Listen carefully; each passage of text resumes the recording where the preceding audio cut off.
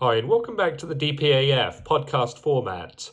I wanted to coin a new phrase for this podcast, which is the digital Berlin Wall, which is a phrase that I just came up with this week as I was driving down the road in the car. And it suddenly hit me that a lot of what we're seeing is a sort of a modern day form of the Berlin Wall, just in a digital format. It's about restricting freedom, it's about restricting movement, and it's about restricting financial transactions to slow the velocity of money and, cause deflation combined with rampant money printing, which is inflationary. And it's about a new currency for Great Britain and for the world, following the collapse of the US dollar, which I believe is imminent.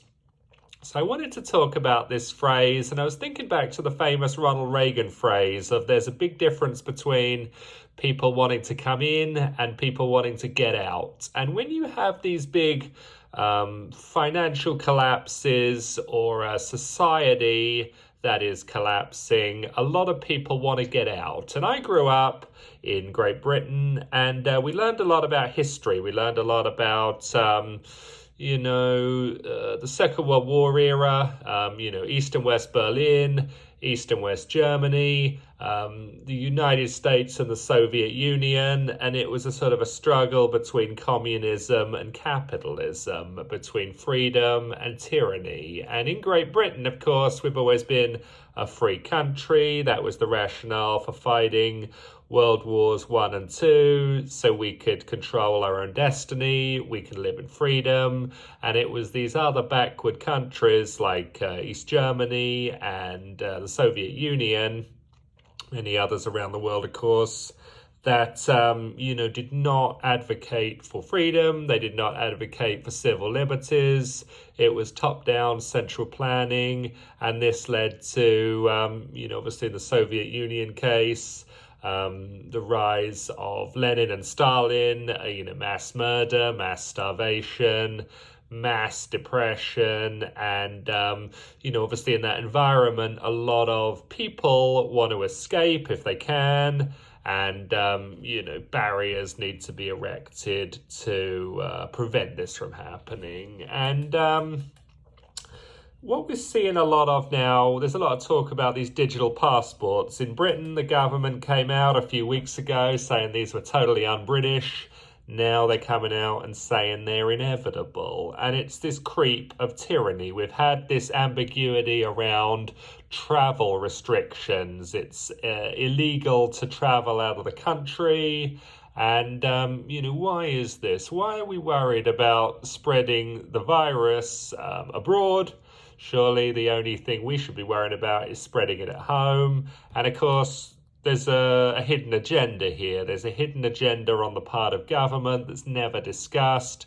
We have a virus with a 99.6% survival rate, but yet we have a looming economic crash, which is going to affect a minimum of 99.6% of the population. The virus we talk about every hour of every day on the news. The looming financial disaster is something we never talk about. We've become an economically illiterate nation. We've become somewhat of a financially illiterate nation. The government pulls the wool over the eyes of the people in terms of manipulated money, in terms of watering down the value of people's money through endless money printing. The collapse of the United States dollar is a major threat to Britain. It is a likely and looming threat, and yet again, we never talk about that. All we do is restrict freedom. And the reason I believe the digital Berlin Wall is being erected around Britain is to prevent, firstly, capital flight.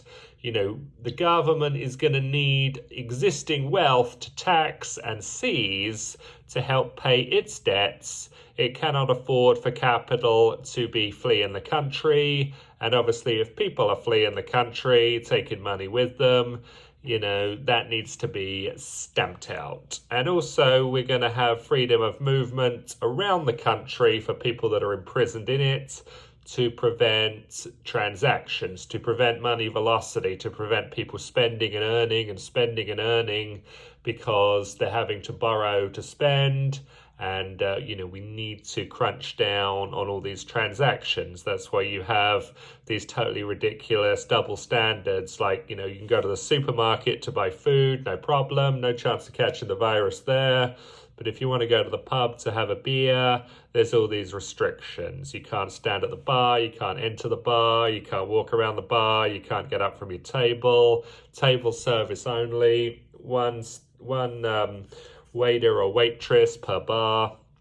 Insane double standards, in my view, all connected to velocity of money, reducing velocity of money, and reducing people's freedom, all under a sort of a camouflage of safety, when in reality it's to do with a sort of a controlled demolition of the existing financial system, with the culprit being the coronavirus rather than financial mismanagement of our financial leaders in the Bank of England, in the Chancellor of the Exchequer's office, in the Treasury, and obviously Britain's dependence on foreign monetary authorities such as the US Federal Reserve, such as the IMF, unelected, of course, World Bank, unelected, of course. And, we should not be getting involved in all this absolute nonsense. It's bad enough having Boris Johnson and Rishi in charge of our money, but of course this problem predates them. Fools like Gordon Brown, Nick Clegg, Tony Blair, David Cameron, and on have wholly mismanaged our wealth and eradicated so much of it, which is costing us our freedom today.